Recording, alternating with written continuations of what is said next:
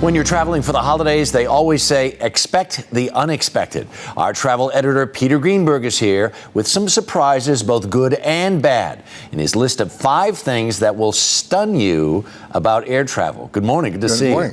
So you have some secrets? I know there are some travel secrets, but I dare you to shock me. Okay, I will. I'm going to give you secret flights. These are flights that are officially published. They're in the schedule, but nobody knows it. And they don't know that the airlines that I'm about to tell you actually fly those routes. I love that. So if you want to fly from New York to Vancouver, most people take Air Canada.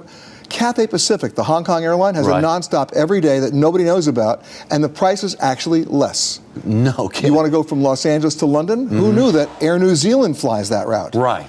So are these just like a leg of what would be their normal route to their final destination? Right. The flight from Los Angeles to London on Air New Zealand actually starts in New Zealand. Okay? Of course. And the flight that goes from New York to Vancouver on Cathay stops in Hong Kong. Right. There are some other incredible ones. New York to Brussels, who would ever know that Jet Airways, an Indian airline, flies the route? But the biggest sleeper of all, and my favorite, Los Angeles to Sao Paulo. Who flies that? You're never going to guess it. Varig. Close. Korean Airlines.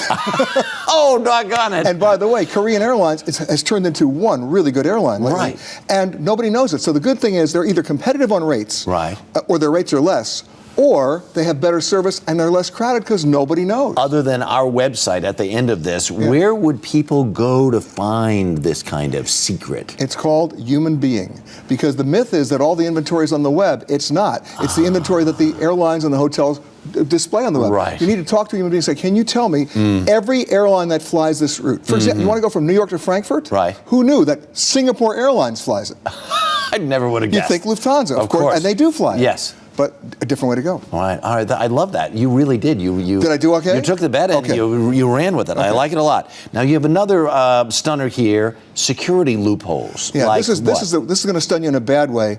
Every day in this country, U.S. airlines are carrying 12 million pounds of cargo on the very plane that you're flying, and the TSA is still not inspecting. Still not. Over 8 years after 9/11, they're not even close. Now, there's a bill in Congress that was done by Representative Markey that required them to get it all done by August of next year. They're not even at the 50% mark now. Now, they're strip searching nuns looking for tweezers, you understand. Sure. But they're not inspecting 12 million pounds of cargo a day for plastics, explosives, or other incendiary items. You had that conversation 100 times in the years afterwards. Absolutely. And it's still not paying. It's all about the money. They don't want to spend the money. Let's talk about expensive airports.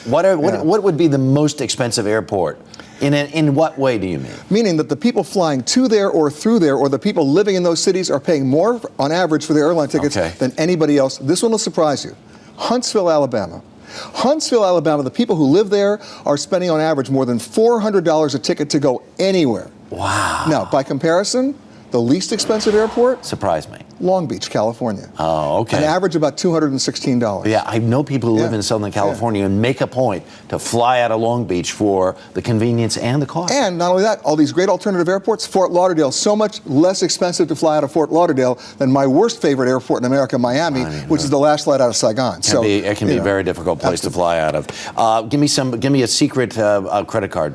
Well, this is a bad one too, and that is foreign transaction fees that credit card companies will sneak on your credit card bill, ranging from 1 to 3% of the actual purchase price on anything you spend overseas if you don't do your homework ahead of time. Meaning, not every credit card company has those fees. But if you don't ask ahead of time, you get home, talk about sticker shock, make sure that your bank has a waiver in there, and by the way, they're not just doing it on the credit cards, they're doing it on the debit cards. All right, last but not least, what's the dirtiest thing in your hotel room? Well, I've told us this for years. It used to be the remote control unit, followed by the bedspread. Right. But it gets worse. Then there's the telephone company handset. But the worst one now is in the bathroom. Can you figure out which one it is? I don't want to know. Okay, I'm going to tell you. It's the water glasses, and I'm going to tell you why. Because the maids at hotels are heavily tasked. They've got to do 16 rooms per shift. Right. When they get to that 12th room and they start running out of time, they don't replace the glasses. They quickly put them in the sink and rinse them and put them back. So what you need to do, I'm going to help you out here. The minute you get into a hotel room, take the bedspread, throw it in the corner, never touch it again. Right. Get the Purell and the handy wipes on the phone and the remote control, and then go into the bathroom and take those glasses and put them under hot water for 3 minutes before you ever touch them. How did I do today? Did I stun you? You really knocked the ball out of the park. Really good. Peter Greenberg, as always, thank you so much. For more on travel surprises, good and bad, go to our website, earlyshow.cbsnews.com.